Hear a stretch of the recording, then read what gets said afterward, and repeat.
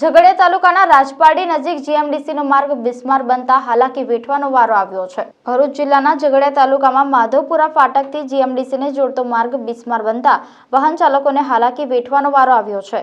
ઝઘડિયા તાલુકામાં વરસાદની શરૂઆત થતાં જ તમામ રસ્તાઓ બિસ્માર બન્યા છે। ત્યારે રાજપારડી માધવપુરા ફાટકથી જીએમડીસીને જોડતા માર્ગ ઉપર મોટા ખાડાઓ પડી જતા વાહન ચાલકોની હાલત કફોડી બની છે અને તેઓને ગાડીઓમાં વારંવાર નુકસાન થઈ રહ્યું છે। આ માર્ગ પરથી જીએમડીસીમાંથી સિલિકા વહન કરવામાં આવે છે, જેને લઈને સિલિકા ટ્રાન્સપોર્ટ એસોસિએશન તેમજ ટ્રક એસોસિએશન તરફથી જણાવ્યું હતું કે આ માર્ગનું વહેલી તકે સમારકામ કરવામાં આવે અને જો 2 દિવસમાં આ કામનું સમારકામ કરવામાં નહીં આવે તો તમામ ગાડીઓ બંધ કરવાની ચીમકી ઉચ્ચારી હતી। હું જાકીરભાઈ પ્રીમિયમ ટ્રાન્સપોર્ટના માલિક છું।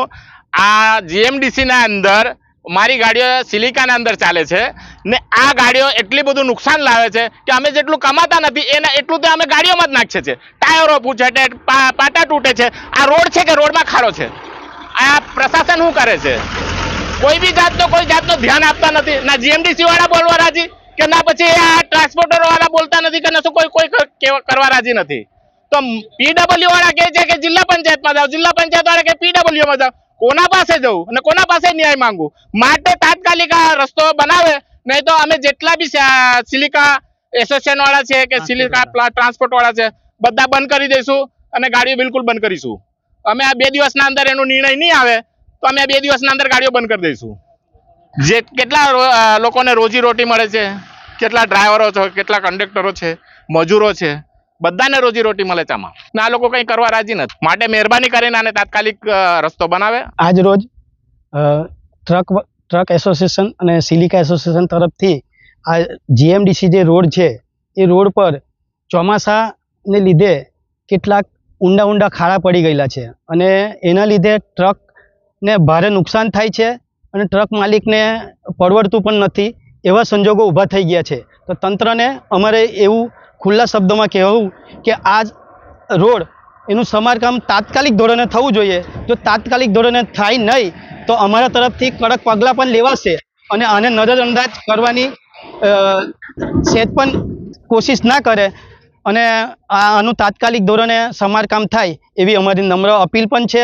અને આગળ 2-4 દિવસ પછી એને જલદ રૂપમાં બંધ કરવાથી માંડીને અલગ કડક નિર્ણયો લેવામાં પણ અમે પાછા પડીશું નહીં। તો તંત્રએ તાત્કાલિક ધોરણે આને સમારકામ કરવું। મારું નામ અંકિતભાઈ નરેશભાઈ પટેલ છે।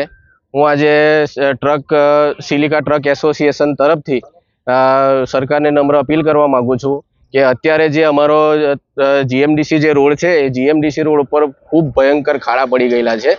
એના કારણે અમારી ટ્રકને ખૂબ જ ભયંકર પ્રમાણમાં નુકસાન થાય છે ને આ બધું જે નુકસાન થાય છે એટલે એના માટે સરકારને અમારી નમ્ર અપીલ છે કે ભાઈ આ રસ્તાને વહેલી તકે સમારકામ કરવા માટે સરકારને વિનંતી છે અમારી। અને જો અમારી વિનંતીને માન્ય નહીં રાખે સરકાર તો અમે સિલિકા ટ્રાન્સપોર્ટ એસોસિએશન તથા ટ્રક એસોસિએશન તરફથી અમે ટ્રક બંધ કરવાનું દરેક ગાડી માલિક તરફથી નિર્ણય લીધેલો છે। તો અમે ટ્રકને બંધ કરીશું। એટલે સરકાર અમારી આ નમ્ર અપીલને વહેલી તકે ધ્યાન રહે એ અમારી વિનંતી છે સરકારને।